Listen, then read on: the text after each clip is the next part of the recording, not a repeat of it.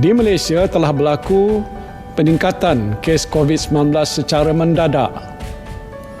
Dan untuk itu kerajaan memutuskan untuk melaksanakan Perintah Kawalan Pergerakan mulai 18 Mac 2020 iaitu lusa hingga 31 Mac 2020 di seluruh negara.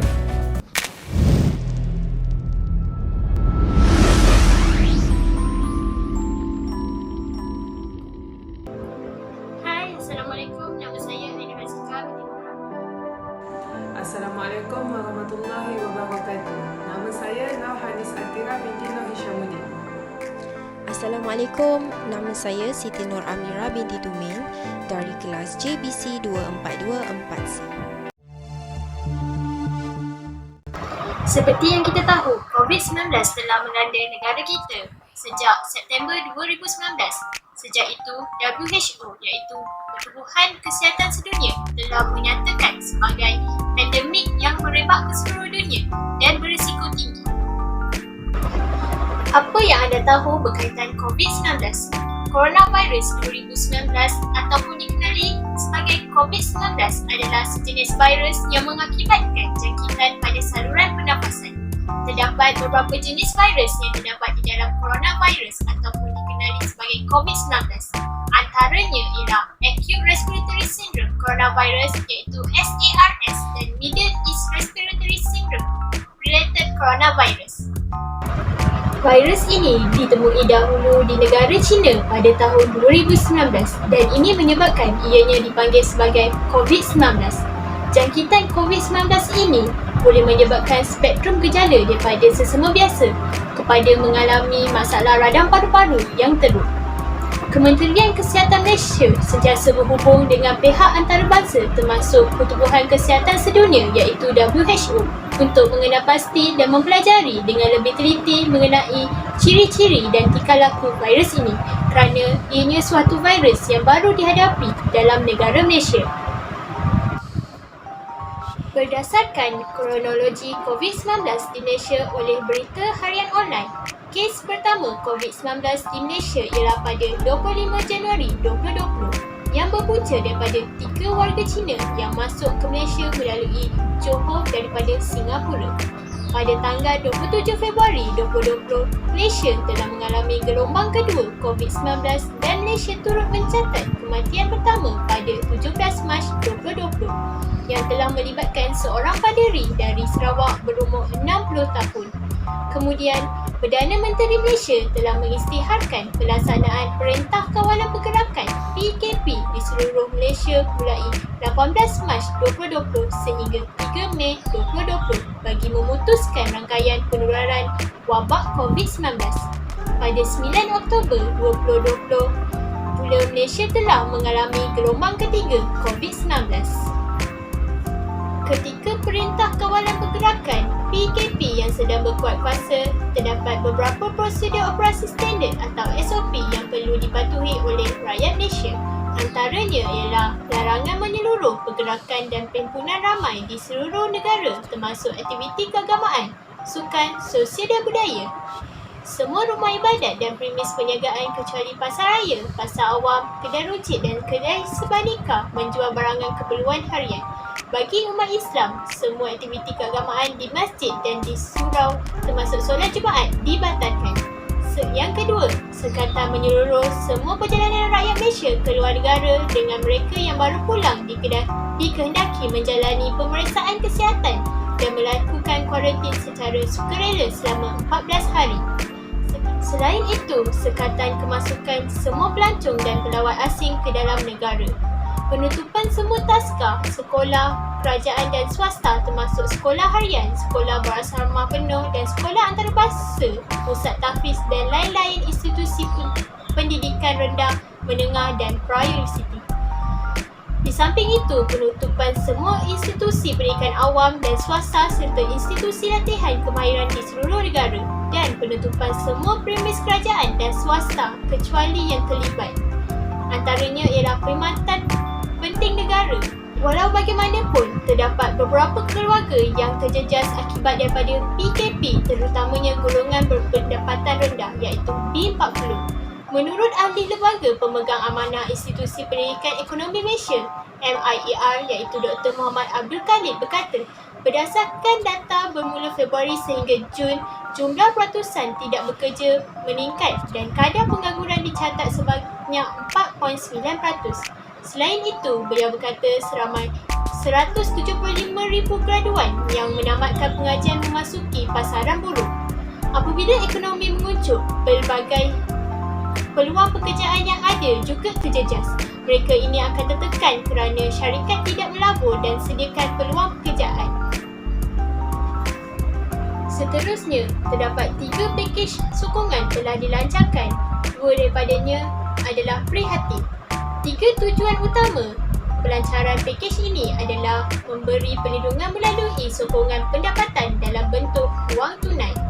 Seterusnya, tujuan kedua adalah untuk menambahkan lagi bantuan tunai secara berterusan.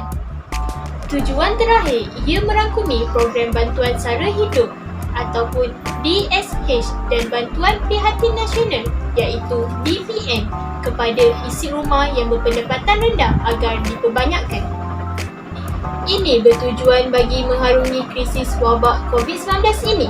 Malaysia haruslah membiasakan diri dengan norma baru yang akan memberi peluang kepada negara bagi memperkukuhkan sistem perlindungan sosial supaya rakyat dapat dilindungi dengan lebih menyeluruh. Sama-samalah kita menjaga dan bantu satu sama lain agar dapat mencapai keharmonian hidup dapat dikekalkan dan penurunan wabak COVID-19 ini cepat pulih seperti sedia kala.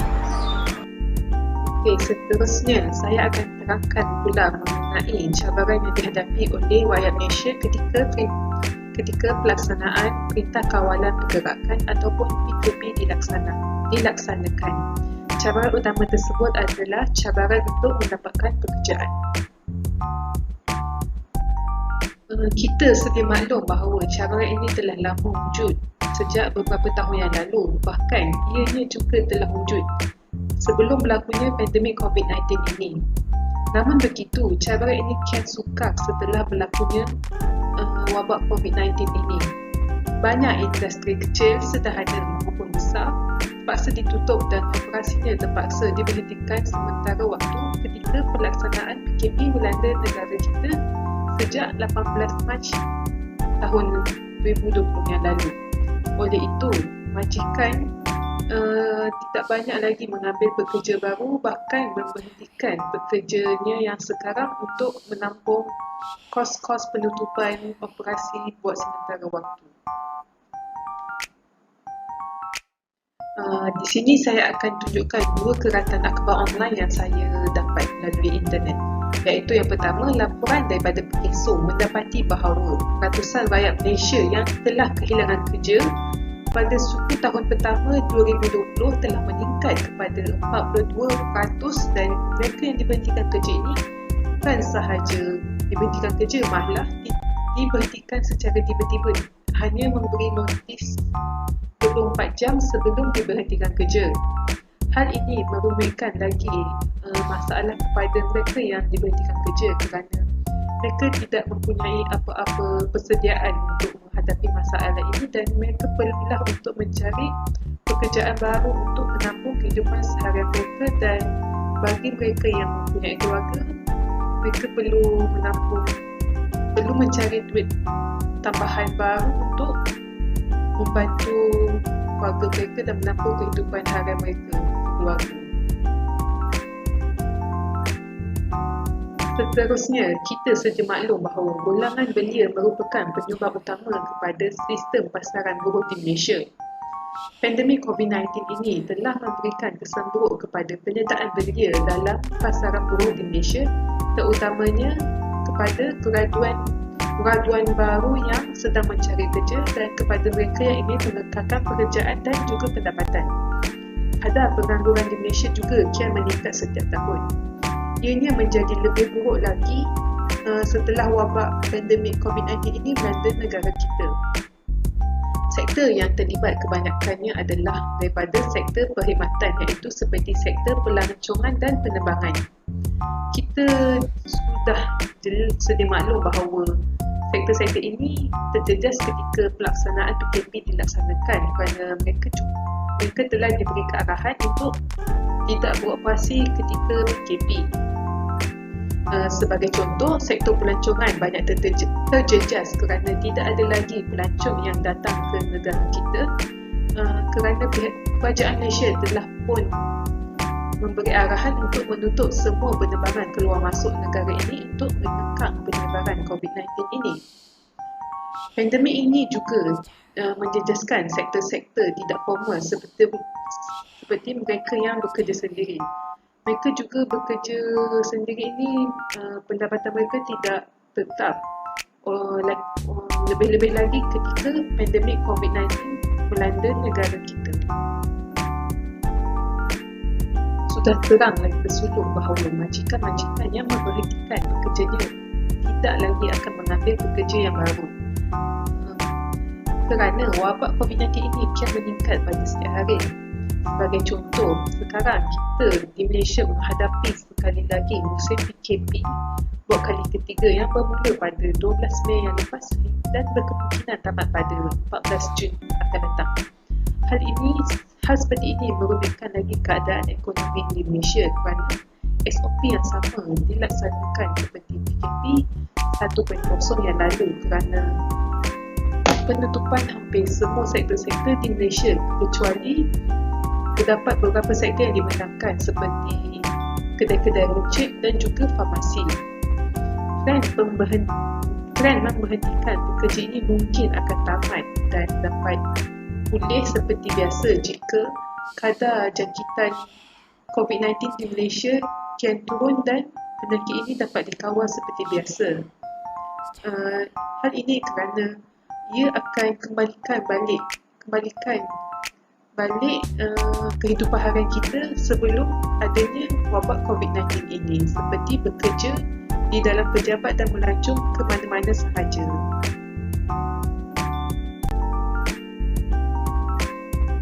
Prinsip moral atau nilai-nilai akhlak seperti adab bersopan santun di mana nilai-nilai ini menjadi pegangan kepada seseorang individu mahupun sekumpulan manusia. Peranan etika dalam masyarakat sangat penting untuk mencapai kesepaduan antara masyarakat tersebut.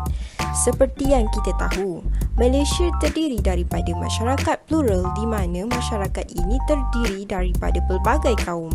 Jadi, nilai-nilai etika perlu diserapkan dalam kehidupan harian agar tidak berlaku sebarang konflik dan agar kesepaduan dan kesepakatan dapat dicapai.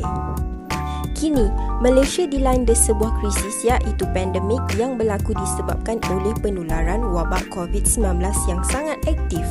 Disebabkan hal ini, ia telah memberi kesan yang buruk terhadap pelbagai pihak, rakyat dan negara, terutamanya dalam sektor ekonomi.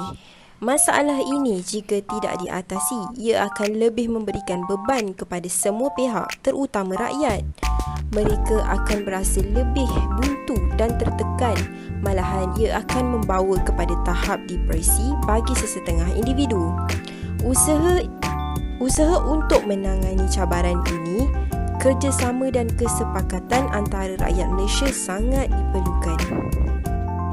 Sebagai contoh, antara nilai etika atau peranan yang boleh dilakukan oleh rakyat Malaysia ialah mereka tidak sepatutnya melakukan pembelian panik. Pembelian panik adalah satu tingkah laku yang tidak beretika. Ia telah memberi impak negatif kepada semua pihak, bukan sahaja kepada rakyat, malahan kepada ekonomi negara. Akibat dari tingkah laku tersebut, ia telah menyebabkan harga barang akan cenderung untuk meningkat atas permintaan yang tinggi. Bagi mereka yang mempunyai masalah kewangan, peningkatan harga barang merupakan satu bebanan untuk mereka. Oleh itu, semua pihak tidak boleh pentingkan diri sendiri. Selain itu, bekalan makanan juga akan berkurangan. Jika bekalan makanan berkurangan, ia akan menjejaskan orang lain untuk membeli keperluan tersebut disebabkan tingkah laku panik ini. Untuk mencapai ekonomi yang seimbang, rakyat perlulah mengawal perbelanjaan dengan bijak, terutama dalam tempoh pertengahan bulan. Dan terutama ada setengah rakyat yang telah dibuang kerja ataupun diberi cuti tanpa gaji. Oleh itu, mereka perlu bijak dalam mengawal perbelanjaan mereka supaya tidak berlaku penjejasan dalam aliran tunai isi rumah tersebut. Demi untuk mencapai sebuah negara yang harmoni, ekonomi yang stabil, semua pihak perlu berganding bahu dengan bekerjasama antara satu sama lain dan elakkan sebarang konflik antara satu sama lain agar kesepaduan masyarakat dapat dikukuhkan lagi. Apa yang dapat saya simpulkan ialah rakyat Malaysia haruslah mengambil iktibar dengan apa yang berlaku di negara kita pada masa kini. Rakyat perlulah mengikut saranan yang telah dikeluarkan oleh kerajaan bagi mengurangkan risiko penularan penyakit berjangkit ini. Apabila kurangnya kes di negara kita, kita akan dapat menjalankan kegiatan ekonomi seperti sedia kala. Pihak kerajaan memainkan peranan yang penting dalam pertumbuhan semula ekonomi di negara kita. Sebagai contoh, pihak kerajaan telah mengambil inisiatif memberi pakej-pakej rangsangan ekonomi kepada individu yang memerlukan supaya tiada rakyat yang akan tercicir dalam membeli barangan keperluan mereka. Hal ini sedikit sebanyak dapat mengurangkan bebanan yang telah dipikul oleh rakyat, terutama mereka yang telah hilang punca pendapatan. Tambahan pula, semasa era pandemik ini, perubahan peradaban dari sudut positif ialah kita telah diajar untuk berjimat cermat dalam perbelanjaan. Dengan pelbagai isu kos sara hidup yang semakin meningkat serta hilangnya punca pendapatan, kita telah dididik bahawa fungsi sesuatu barang itu adalah lebih utama berbanding kemewahan. Jika sebelum ini kita hanya mementingkan kualiti serta harga yang mahal, pada waktu kini kita dilatih untuk memilih barangan yang berfungsi untuk kita sahaja.